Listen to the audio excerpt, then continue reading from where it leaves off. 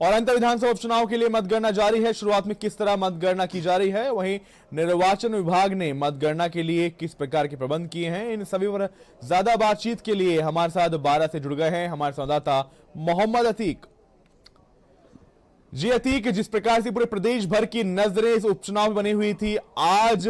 15 उम्मीदवारों की किस्मत का फैसला किया जाएगा। जी लक्ष्य, यहाँ पर अब बिल्कुल 8 बज चुके हैं और यहाँ पर मतगणना शुरू हो चुकी है। और इस वक्त अभी हमने जब यहाँ के जो डीएम है उनसे बात की, रोहिताश सिंह तोमर ने, तो उनका कहना था कि यहाँ पर सुरक्षा व्यवस्था की बहुत चाक चौबंद व्यवस्था की गई है, क्योंकि जिस तरीके से यहाँ पर जो भी लोग हैं उनको बिना आईडी कार्ड चेक किए हुए अंदर नहीं आने दिया जा रहा है। और अब ठीक 8 बज चुके हैं और इसके बाद में यहाँ पे जो इसका सबसे पहले पोस्टल बैलेट्स की जो है गिनती शुरू होगी, उसके साथ ही साथ जो होम वोटिंग हुई थी उसकी गणना शुरू होगी, उसके बाद में फिर ईवीएम का नंबर आएगा। तो इस तरीके से यहाँ पर मतगणना शुरू हो चुकी है, क्योंकि जिस तरीके से यहाँ पर देखा जाए, क्योंकि ये जो त्रिकोणीय मुकाबला यहाँ पर रहा है बीजेपी, कांग्रेस और जो निर्दलीय प्रत्याशी हैं नरेश मीणा, क्योंकि ये काफी दिलचस्प रहा है। जब हमने यहाँ के कप्तान अभिषेक से बात की तो उनका भी कहना था कि जिस तरीके से ये जो सीट है काफी सेंसिटिव है, क्योंकि जिस तरीके से पिछले दिनों में काफी कुछ गहमा गहमी देखने को मिली थी, इसलिए यहाँ पर इन्होंने कई सारी 3 लेयर में सुरक्षा व्यवस्था कर रखी है। क्योंकि जिस तरीके से चीजें जब सामने बिल्कुल, क्योंकि जिला निर्वाचन अधिकारी भी और निर्वाचन विभाग भी लगातार मुस्तैद हैं, तो सुरक्षा के और निष्पक्ष जो मतगणना है वो हो सके, उसकी किस प्रकार व्यवस्था की गई है अतीक वहां पे? लक्ष्य, इसमें ये बताना चाहूंगा कि जिस तरीके से, क्योंकि अभी हमने जब बात की तो ये था जब 8 बजे से मतगणना शुरू हो गई है, संभवतः हो सकता है कि ये शाम को 3 से 4 बजे तक जो है तस्वीर क्लियर हो जाए कि दरअसल जो अंतर विधानसभा उपचुनाव था वहां पे जो 15 प्रत्याशी मैदान में थे, उन 15 प्रत्याशियों में से जीत का सेहरा किसके सर सजेगा, ये चीज लगभग 3 से 4 बजे तक क्लियर हो सकती है। क्योंकि 20 राउंड में यहाँ पर मतगणना होनी है, क्योंकि जिस तरीके से देखा जाए 80% के करीब जो है वोटिंग हुई थी, बम्पर वोटिंग हुई थी, क्योंकि जितनी उम्मीद जताई जा रही थी। लेकिन जब 11 तारीख को यहाँ पे मतदान हो रहा था, क्योंकि शुरुआत में काफी कुछ धीमा मतदान चला था, लेकिन आखिरी टाइम में बहुत बम्पर वोटिंग हुई थी, तो जिससे ये कयास लगाए जा रहे हैं कि थोड़ा बहुत तो वक्त लगेगा, क्योंकि 20 राउंड के जो ये मतगणना होगी, 14 टेबल लगाए गए हैं। तो जैसे जैसे 8 बजे से जो एंट्री दी गई थी और 7 बजे से एंट्री दी गई थी, 8 बजे से जो गणना है वो शुरू हो चुकी है। क्या लगता है किस प्रकार से पहले डाक मतपत्रों की गणना की जाएगी, उसके बाद में ईवीएम को शुरू किया जाएगा? अभी क्या स्थिति है वहां पे?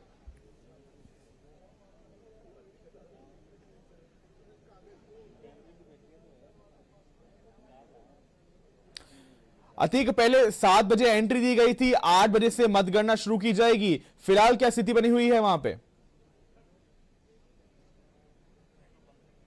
हाँ बिल्कुल, यहाँ पर जिस तरीके से जब यहाँ पे, क्योंकि जिस तरीके से देखा जाए यहाँ पे जो प्रत्याशी थे, क्योंकि जो मुख्य मुकाबला अगर देखा जा रहा है पर तो 3 लोगों के बीच में है। कांग्रेस की तरफ से यहाँ पर प्रमोद जैन भाया मौजूद हैं, वहीं बीजेपी की तरफ से मोरपाल सुमन, और जो तीसरा जो प्रत्याशी है जो काफी ज्यादा दमखम के साथ लड़ रहा है वो निर्दलीय प्रत्याशी नरेश मीणा है। क्योंकि जब से ये चुनाव शुरू हुए तब से इन्हीं तीनों के बीच में ही जो है काफी गहमा गहमी का माहौल देखा जा रहा था, क्योंकि सबके अपने अपने दावे हैं। अगर बीजेपी की बात की, बीजेपी के सभी बड़े नेता धरातल पर उतर गए थे, यहां तक कि मुख्यमंत्री ने यहां पर रोड शो किया। अगर कांग्रेस की बात करते हैं तो कांग्रेस की तरफ से भी जो कांग्रेस के दिग्गज नेता हैं, सचिन पायलट से लेकर के जो उसके प्रदेश अध्यक्ष गोविंद सिंह डोटासरा हों या कोई भी, वो सभी लोग यहां पर मौके पर मौजूद हैं। क्योंकि जिस तरीके से जो उपचुनाव हो रहा है ये कहीं ना कहीं पार्टियों के साख का सवाल है, क्योंकि जब ये चुनाव है और उसके बाद में जब ये चुनाव को लेकर के जितनी रणनीति बनी थी, ये चुनाव काफी कुछ तय करेगी। क्योंकि जिस तरीके से जो यहाँ पर विधानसभा चुनाव हुए थे उसके बाद से ये चुनाव हो रहे हैं, तो इसको लेकर काफी कुछ तैयारियां थी,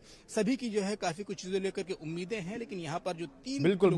बीच में मुकाबला देखा जा रहा है वो बीजेपी कांग्रेस। बिल्कुल अतीक, क्या केवल प्रशासन द्वारा कोई विशेष निर्देश भी दिए गए हैं ताकि, क्योंकि मतगणना के बाद में जब रिजल्ट जारी होंगे तो शांति भंग ना हो, पूरी जो व्यवस्था है उसको चाक चौबंद किया जा सके, ऐसे कोई निर्देश जारी हुए हैं जिला प्रशासन द्वारा?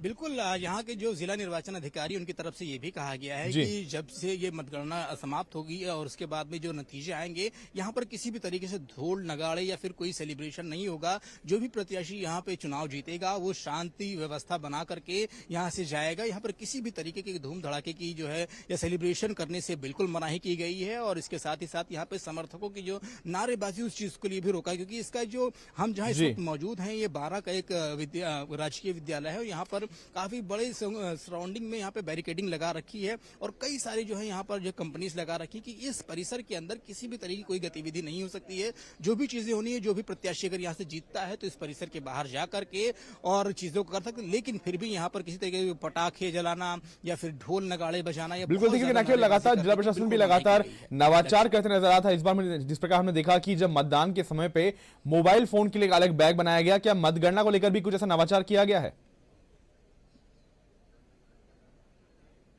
बिल्कुल, जिस तरीके से देखा गया था जब मतदान हो रहे थे तो निर्वाचन विभाग की तरफ से काफी कुछ व्यवस्थाएं की गई थी, चाहे वो ग्रीन बूथ की बात हो या फिर जो मतदान करने वाले जो आ रहे थे वहां पे उनके लिए व्यवस्थाएं की गई थी। यहाँ पर वोटिंग को लेकर के चीजें काफी कुछ की गई थी, लेकिन उसी तरीके से अगर देखा जाए तो यहाँ पर भी जो है इस वक्त काफी कुछ तैयारी की गई है। जो मीडिया कर्मी है उनके लिए अलग से विशेष गेट बनाया गया और जो प्रत्याशियों के आने के लिए अलग रास्ता बनाया गया है और यहाँ के जो ड्यूटी ऑफिसर्स हैं या जो कर्मचारी हैं उनके लिए अलग यहाँ पे जो चीजें बनाई गई हैं। सबके जो निर्वाचन विभाग की तरफ से जो पास जारी किए गए हैं उनकी तस्दीक करने के बाद में, उनको देखने के बाद में ही एंट्री दी जा रही है। ऐसा कोई भी यहाँ पर नहीं है जो कहीं से भी एंट्री कर सकता है, क्योंकि यहाँ के जो एसपी हैं उनका साफ तौर पर कहना है कि यहाँ पर किसी भी तरह की कोई कोताही नहीं बरती जाएगी। किसी को जो एंट्री देनी है पास देखने के बाद ही एंट्री दी जाएगी, क्योंकि जिस तरीके से जो सेंसिटिव सीट है, अगर आप देखिए लक्ष्य, क्योंकि पिछले कुछ दिनों में काफी कुछ गहमा गहमी का माहौल यहाँ पर देखने को मिला। जब मतदान हो रहे तब भी कुछ एक जगहों से ऐसी खबरें आई कि यहाँ पर जो है कुछ वोटिंग को लेकर के चीजें हो रही थी, ऐसा कुछ, लेकिन वो सारी चीजों को देख करके मद्देनजर रखते हुए यहाँ पर सारी व्यवस्थाएं की गई हैं कि किसी भी तरीके ठीक है। तमाम जानकारी शुक्रिया अतीक आपका, क्योंकि लगातार पूरे प्रदेश भर की नजरें इस उपचुनाव बनी हुई हैं और